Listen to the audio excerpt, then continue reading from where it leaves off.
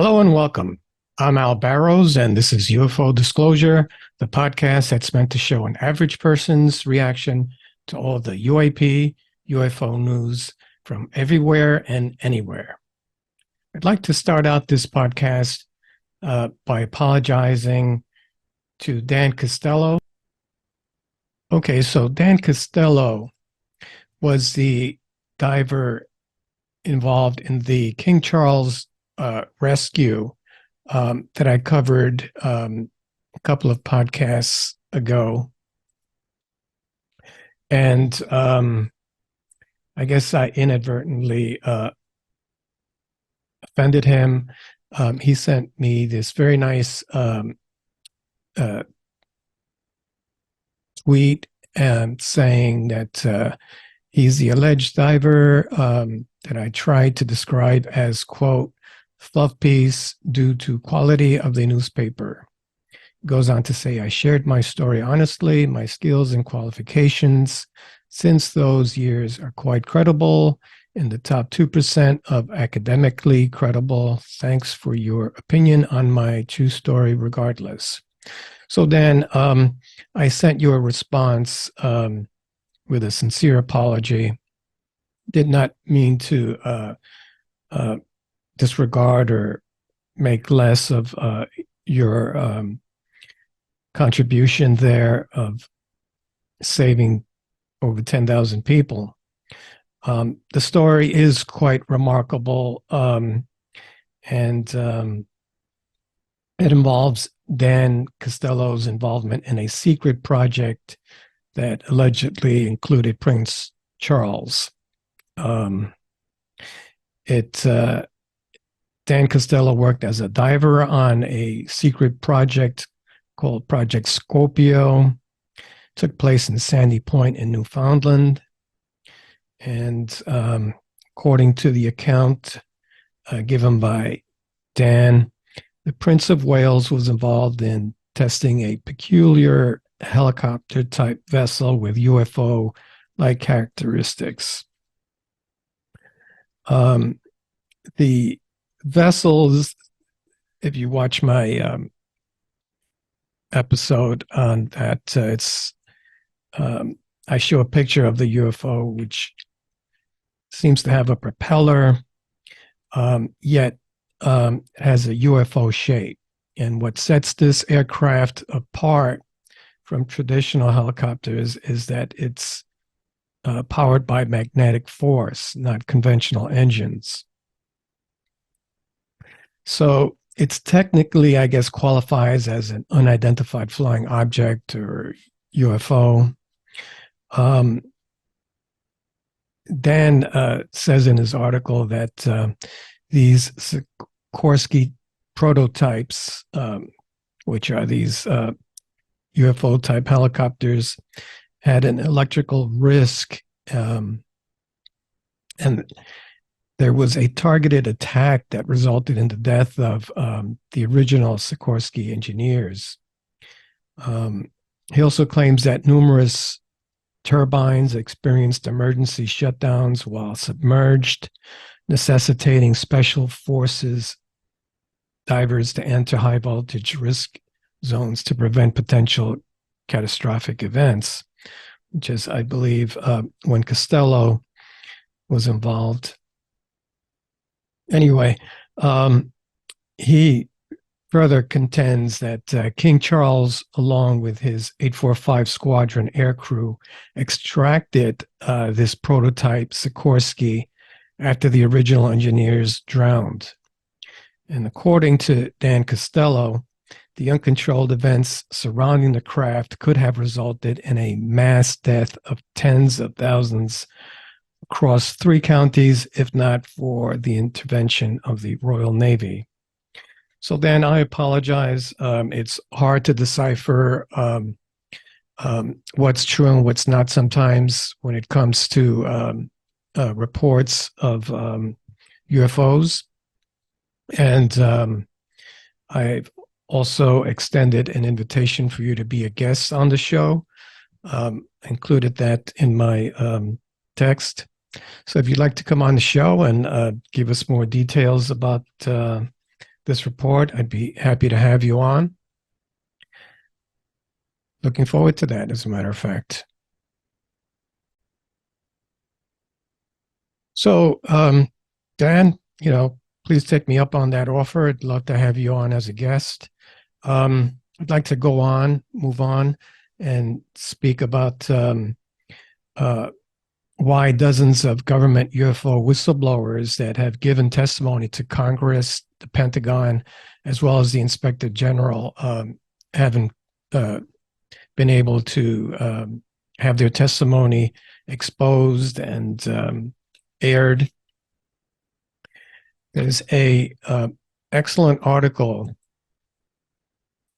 that was written by Schellenberger, and I got this on X. This is he's speaking on the reason why a growing number of UAP whistleblowers are having trouble coming forward, and why intelligence communities are fighting this greater disclosure. This is Michael Schellenberger speaking himself.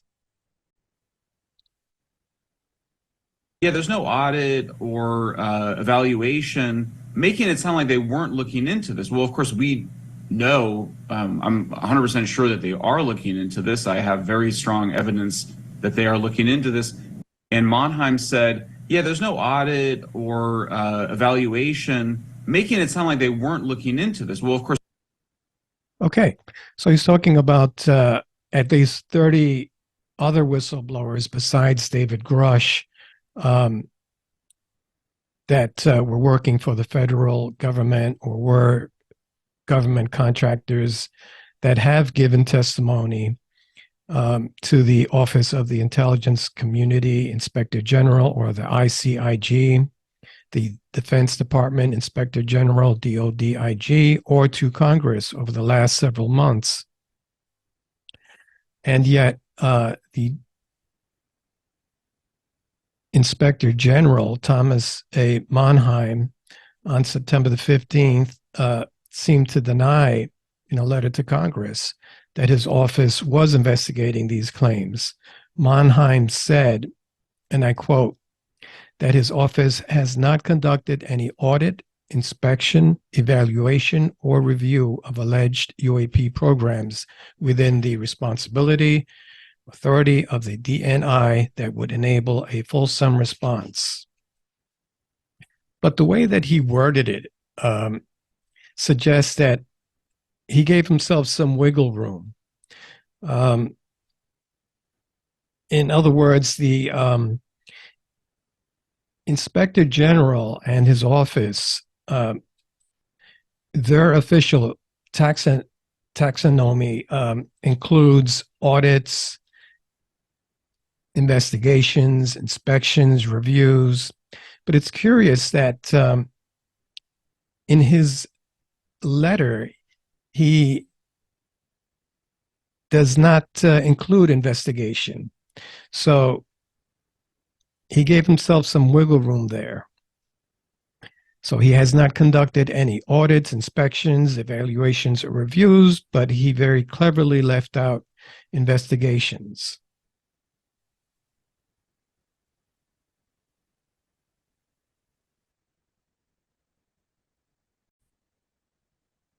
So I find it hard to believe that 30 whistleblowers would put themselves in that sort of jeopardy, to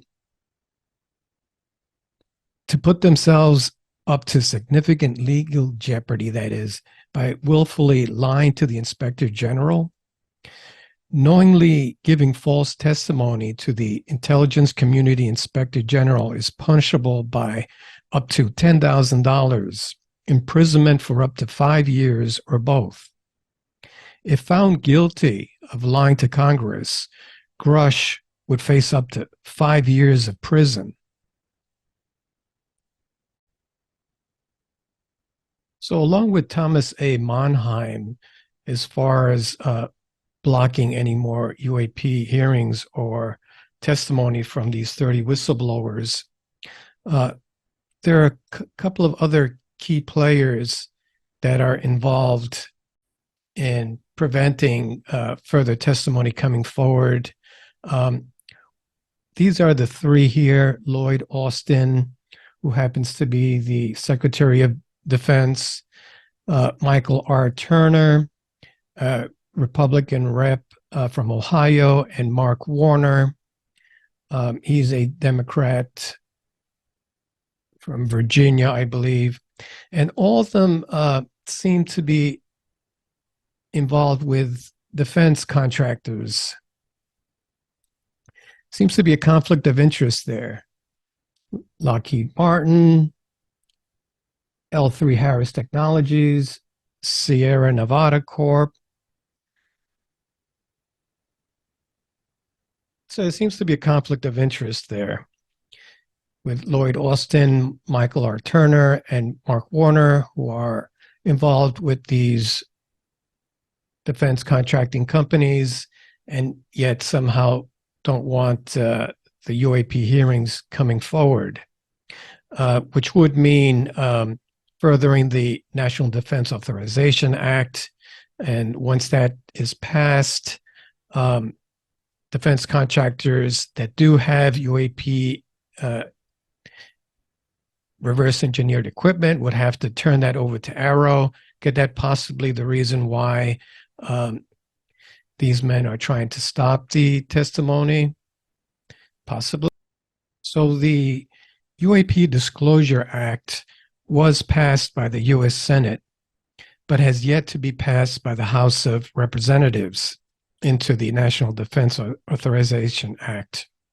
It seems as though Lloyd Austin, Mike Turner, and Senator Mark Warner are opposed to this UAP Disclosure Act. I'd like to go on and refer to a documentary that has David Grusch in it. What does the future look like? I mean, it seems like all we can do is research right now. Yeah, what is happening next is I know there's some intel officers and other people in and out of government that are about to file complaints similar to what I did, because they said, fuck it, and then they were on these programs, like first-hand dudes, not people telling me stuff, like literally the dudes touching the stuff. February of 2024, we should have a presidential panel on UAP disclosure looking at the crash retrieval issue and everything. And then within 300 days of the enactment of the act, we're going to get some kind of, I think, government statement next year on this topic. The tsunami wave is building, and I don't think we're going to totally backpedal anymore. Other than that, it would be totally speculation, but that's at least what's going to come. I think 2024 is going to be, knock on wood, potentially wild in a good way. So, yeah. Okay, so that was Mike Colangelo's documentary, 7 Days, with the man who confirmed aliens exist. David Grusch predicting that on February 2024, we should have a presidential panel on disclosure. And that within 300 days, of that, of the UAP Act enactment, that we should get some sort of government statement on this. Okay. This is pretty much what David Grusch is predicting.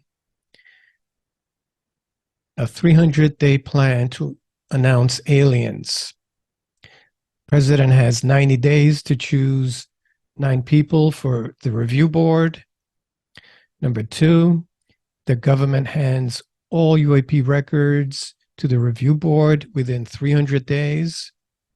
Number 3, the review board then has 180 days to investigate each case.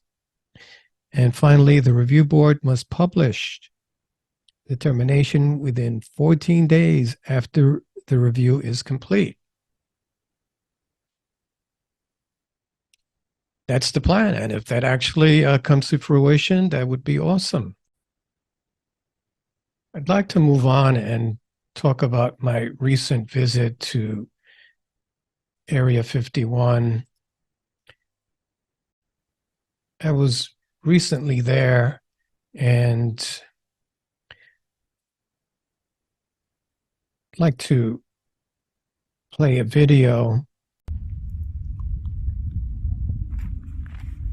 Hi, this is Al Barrows with UFO Disclosure on site at Area 51. This is supposedly the front gate. Area 51, according to authorities, does not exist. I made this sign just so that you'd be able to know where we are, and I'm hoping to get some sort of an interview while I'm here. Thank you. Hey, this is Al Barrows from UFO Disclosure. I'm on site at the main entrance of Area 51. They say that this is the main entrance, but it's actually 40 miles from the main base.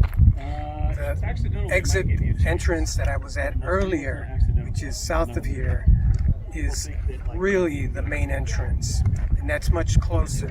This is 40 miles, as I said, from the base. And if you look around, you can see that there are cameras probably being watched as we speak.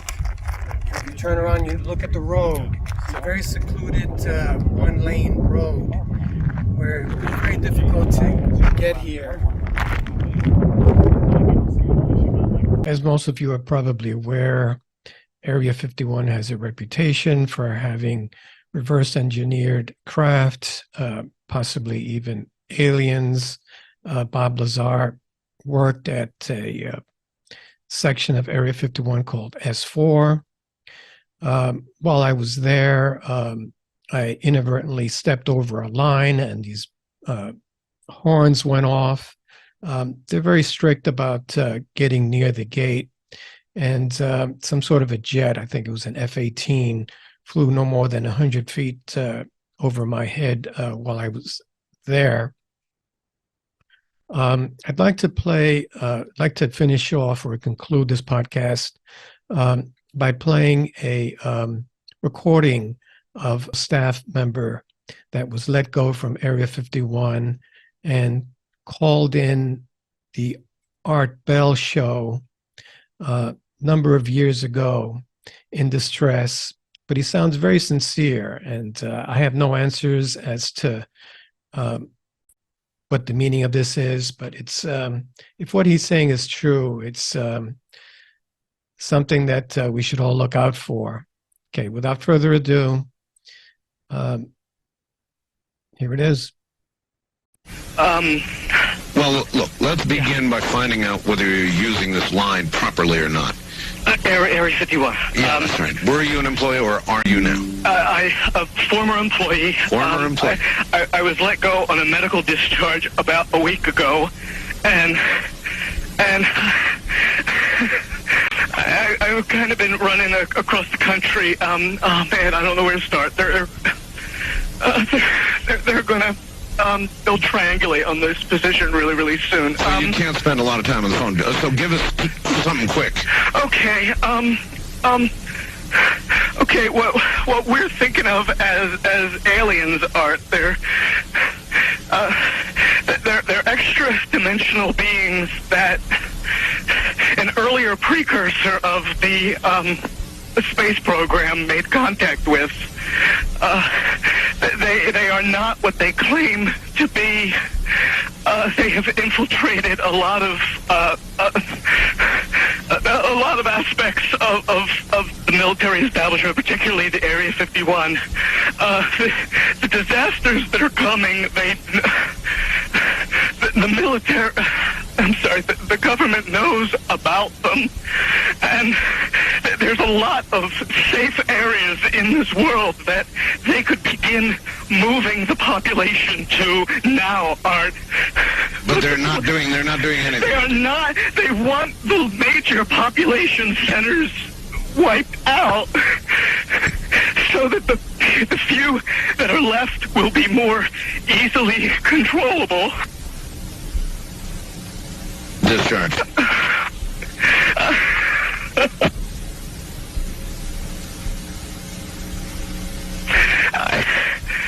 I started getting...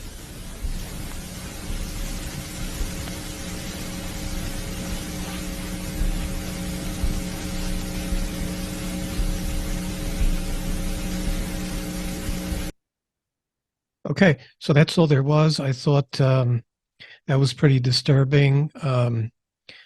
Who he's referring to that wants the major centers of population wiped out, I can only assume are the aliens. Not going to make a judgment one way or the other, but I thought it was significant enough that I should include that. Was not able to get an interview at the gate at Area 51, so I thought I should add that on just so that people are aware that certain nefarious goings on are happening behind those gates.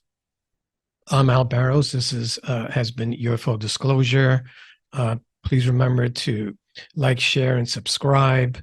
I have a YouTube channel, UFO Disclosure. Also, you can follow me on Instagram, and that is UFO Disclosure Podcast. You can also get updates on Twitter at UFO Disclosure with an underscore at the end. Sending out all the love and good intentions. Keep looking up at the sky, and let's see if we can get these UAP hearings going again. Be sure to call your senators and House of Representatives. Send them a letter. Let's get this disclosure thing going. Thanks.